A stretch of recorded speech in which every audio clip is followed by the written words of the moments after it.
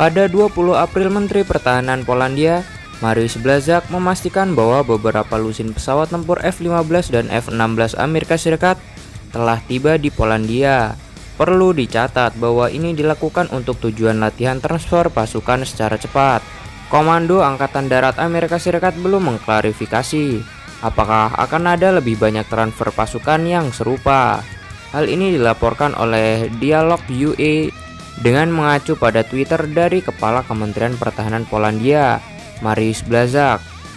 Tercatat bahwa kemungkinan besar tidak hanya di Polandia, tetapi di beberapa negara Eropa lainnya.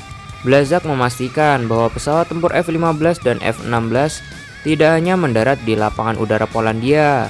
Dilaporkan bahwa militer Polandia juga akan ambil bagian dalam latihan tersebut.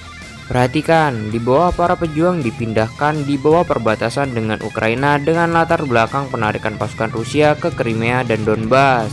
Sebelumnya, dilaporkan bahwa Inggris akan mengirim kapal perusak dan frigat dengan pesawat tempur F-35 ke Laut Hitam untuk mendukung Ukraina dan memperingatkan Kremlin agar tidak melakukan agresi. Situasi memanas. Sebelumnya tercatat bahwa Polandia akan mengirim pesawat tempur F-35 untuk mempertahankan Ukraina. Dilaporkan bahwa jika Rusia meningkatkan serangan terhadap Ukraina, maka pesawat tempur akan segera digunakan untuk tujuan yang dimaksudkan. Rusia untuk sementara membatasi penerbangan di beberapa bagian wilayah udara Crimea dan Laut Hitam. Hal itu berdasarkan pemberitahuan kepada penerbang.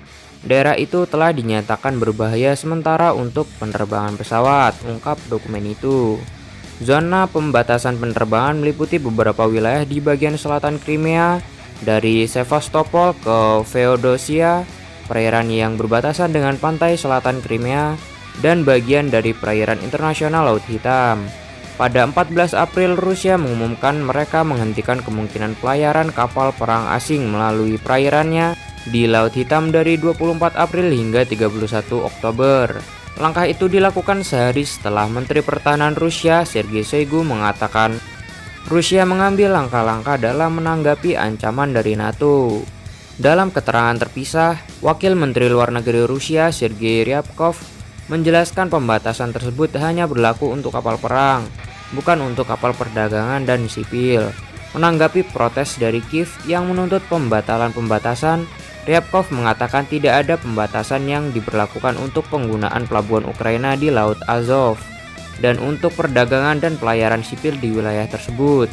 Tetapi Departemen Luar Negeri Amerika Serikat menilai langkah Rusia sebagai eskalasi.